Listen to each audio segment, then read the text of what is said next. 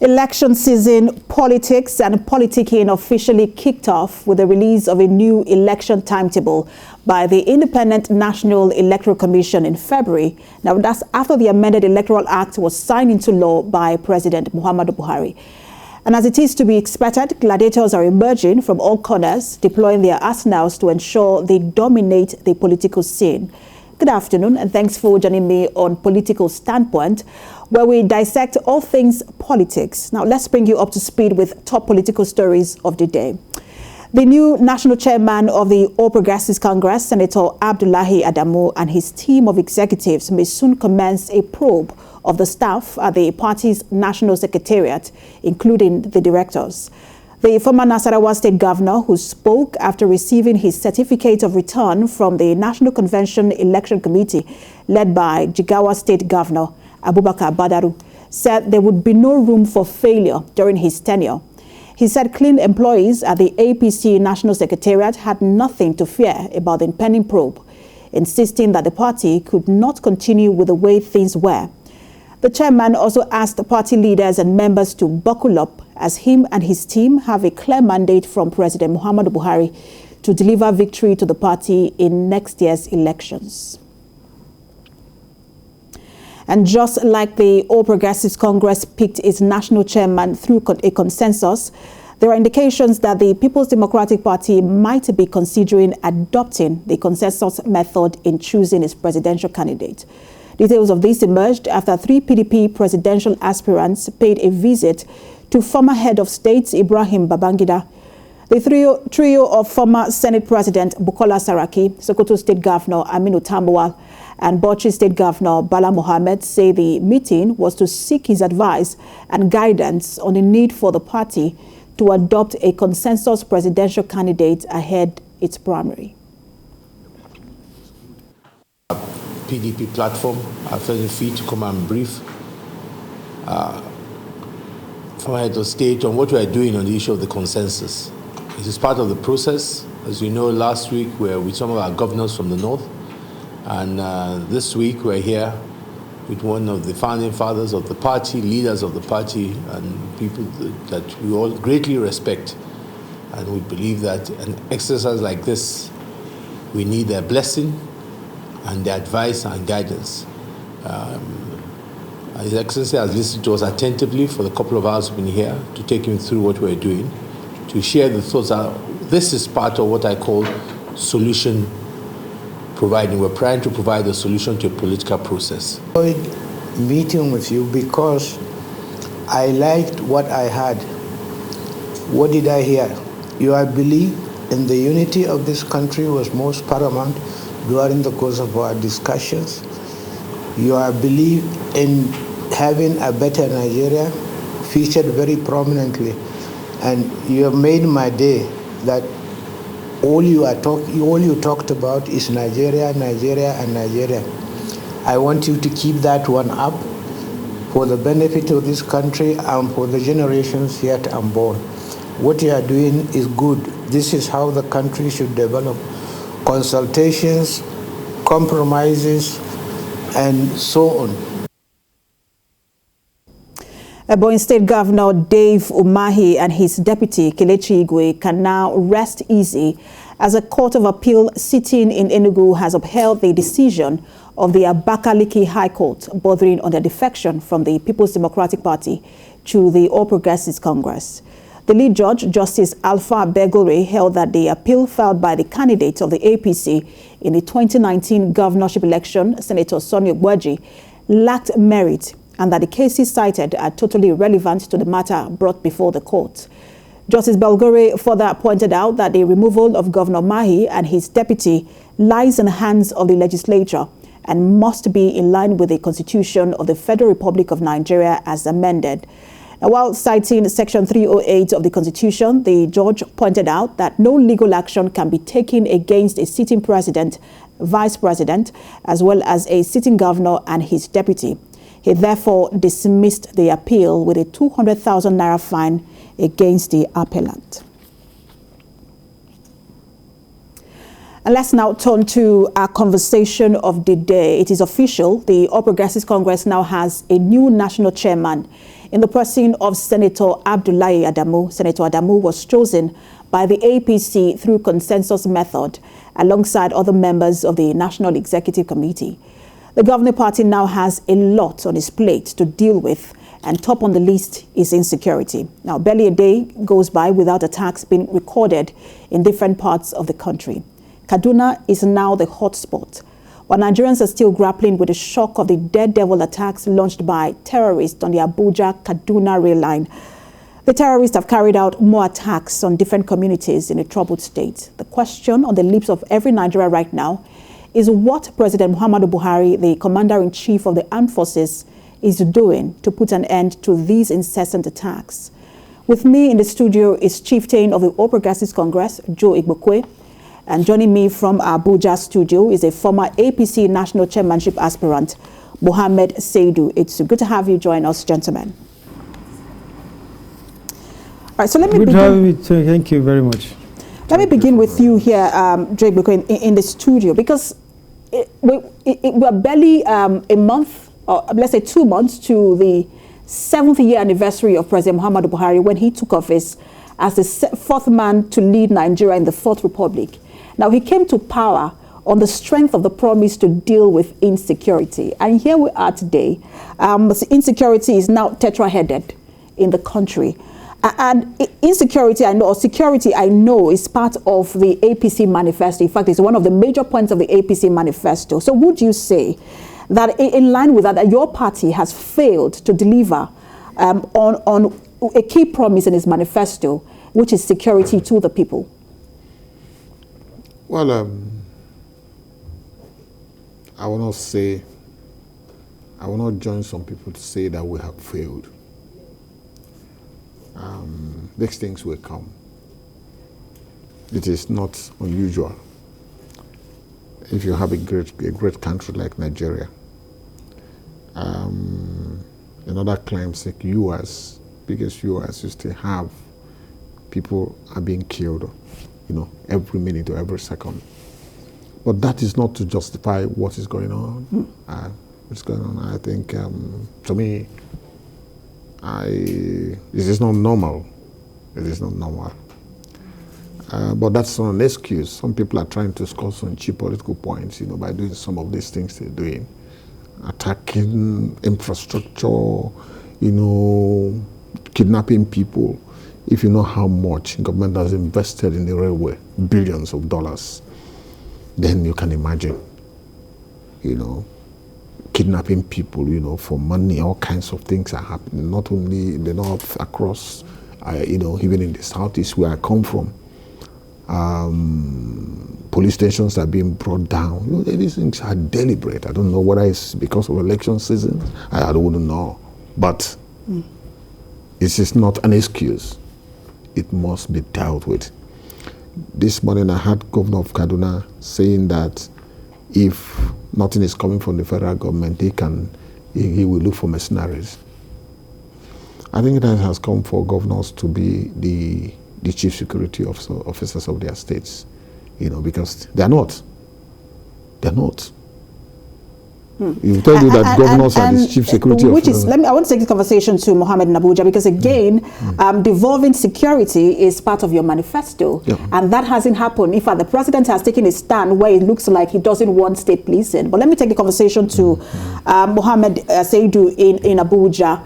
You are at the heart of this insecurity. We know that we experience it in every part of the country, but if we're honest, it is worse in the north. Do you agree that, look, this is not a failure of government? What would you attribute this to? Yes, thank you very much for having me. I think it's quite unfortunate we find ourselves in this situation at this critical time. And the Nigerians should know that the present government have tried its possible best to stem all this insecurity right from the northeast and the north central and the northwest part of the country. What we see is happening now in this country is that it's pure sabotage, and some people are head-bent to make sure that this government is discredited in terms of security. And the president have done wonderfully well in terms of getting equipment and seeing how we fight this thing head on. But some few elements in our society, I've seen it that they must bring this government down through this insecurity and fighting this government through the back door. But we shouldn't relent as a country and as a nation and as a party to make sure that we also fight back. And I think the government is on top of the situation. Is the government really on top of the situation? Because there were times where the president gave commands to previous service chiefs and no one listened, no one took any of those directives. And people have said, even members of your own party have alluded to the fact that this gap in leadership is the reason why insecurity has been emboldened in the country. You know, these insecurity things have so many dimensions. And if you look at what's happening, the government at the last few months were engaging these people head on in terms of from Zamfara and some part of the northwest. And they are now moving back to Niger axis, where I came from, and Kaduna axis, where they now find easy way of sabotaging government infrastructure and putting the people into hardship to make sure that the government is discredited in terms of fighting insecurity. But it's now left for us now to re-strategize, to see how we can be able to tempt this before these people ridicule us in front of the world nations and the entire country. But we are on top of it, and the president has promised and the party has promised to do this, do the needful, to make sure that we do the needful and put the country in the proper direction. And what my brother said there, and who have said some people in the southeast also held bent in making sure that this government is discredited, burning police stations, putting the government at a risk all the time. But we as party, we will make sure that we do the needful in the recent. Hello? All right, let's take a break. Stay on that thought. We'll take a break, and when we return, we'll continue from where you stop, and we'll bring the conversation also to Joe Igbokwe in the studio. Stay with us.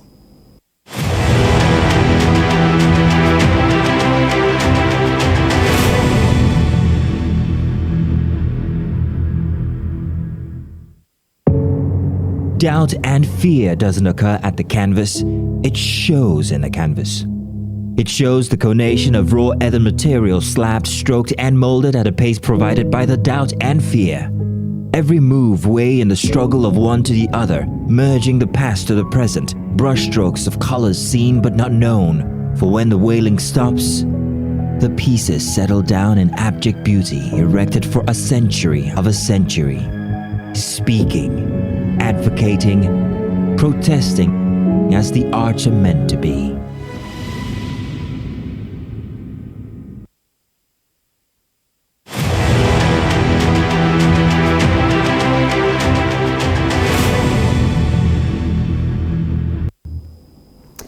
Thanks for staying with us. You're watching Political Standpoint on TVC. We're staying on a conversation of insecurity in Nigeria and then the body language of the APC-led government. I still have with me Joe Igbokwe in the studio. He's an APC chieftain, and then we'll have a former national chairmanship aspirant of the PDP. He joins Mohammed Seydou Etsu. He joins us from Abuja studio. Before we come back to you, Mohammed Etsu, I just want to get Igbokwe's thought here in the studio on this, and I will allow you finish your thoughts. We had a recent statement coming from the Minister of Transportation, Rotimi Amici. We also had the same thing from Kaduna State Governor, Governor El-Rufai.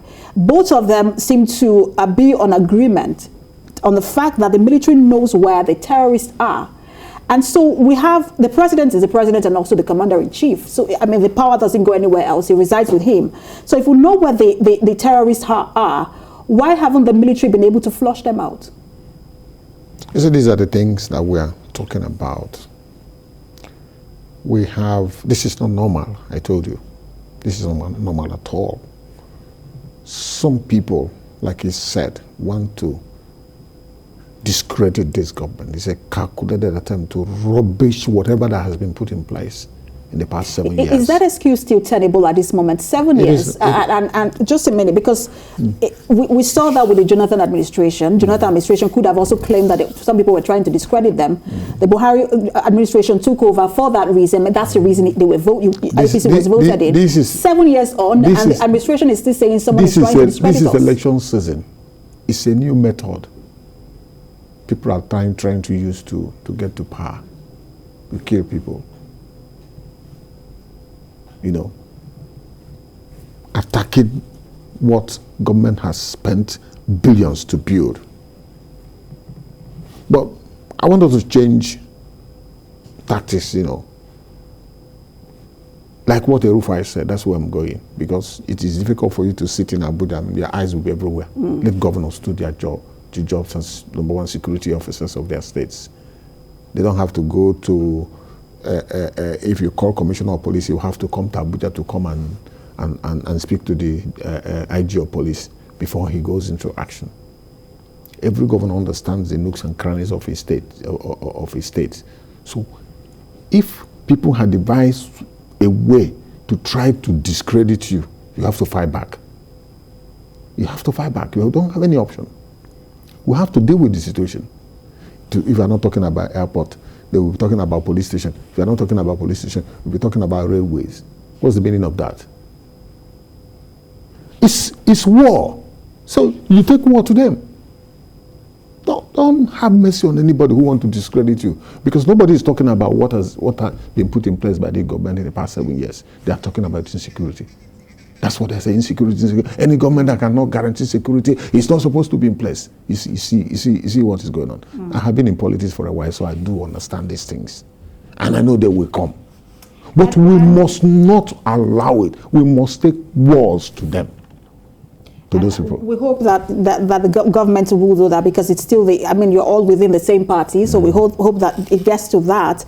But one of these the major attack we saw recently on the train happened just a few hours after the APC National Convention, which took place at the Eagle Square in Abuja, where Abdullahi Adamu emerged as a consensus candidate. I'm bringing this conversation to you, Mohammed. You were also a national chairmanship aspirant, and you had to step down for Abdullahi Adamu, and I'm switching from security to your party now.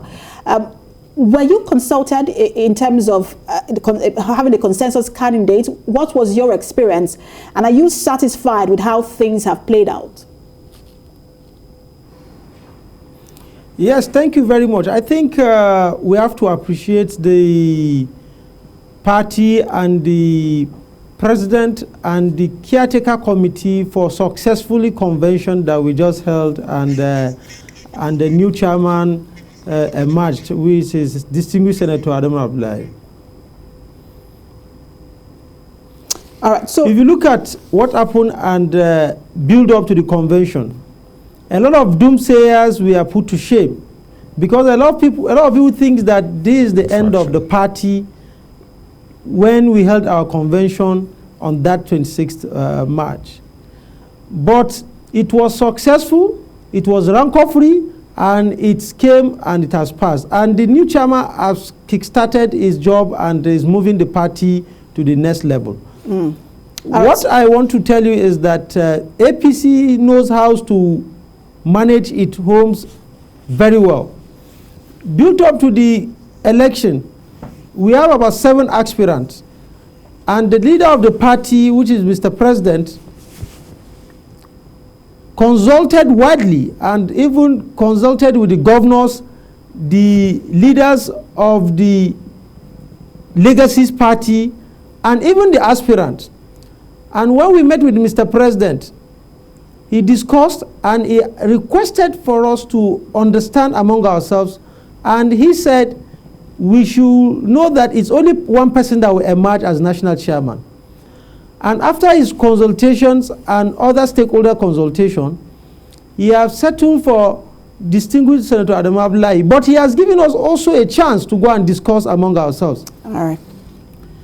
And after our discussion, we aligned with Mr. President, and the new chairman emerge, and we withdraw, and our candidature for distinguished Senator Adam Abdullahi. It has shows that the people that were in the chairmanship race have the heart of the party and believe in the party supremacy and believe that the party is beyond all of us. And we need to move on because we are coming to another round of election. We shouldn't allow ourselves to be boggled into a crisis that is not necessary. And that's the conversation I want to bring to Drake Bukwe, the way forward for the party. But thank you so much for joining us, National APC National Chairmanship aspirant Mohammed Seidu Etsu. Thank you for talking to us. Thank you very much. And so let me bring that final thought to you, because it was talking about, almost like the way forward and ensuring that the party is rancor-free. But is that even possible? And because you still have the primaries ahead in just about 2 months, where there are a lot of interest. And again, I don't know how consensus, if the president decides that, look, this is my body language, this is who I want, how that plays into the national primaries. When we get to the bridge, we'll cross it. You get me? When we get to the bridge, we'll cross it. We have dealt with the most difficult one. Now, somebody who will be president will shine our eyes very, very well. And we're going to look at antecedents. We're going to look at background. We're going to look at training. We're going to look at experience. We are going to look at national spread, popularity, the power of engagement. So many things will come into play. That's what we are looking for. And we are fixing our eyes somewhere.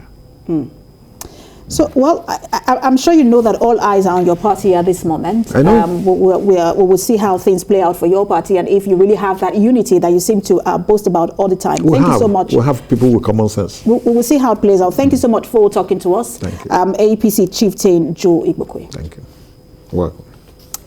And that's it on Political Standpoint today. Join us again on Saturday at 2 p.m. Thanks for watching.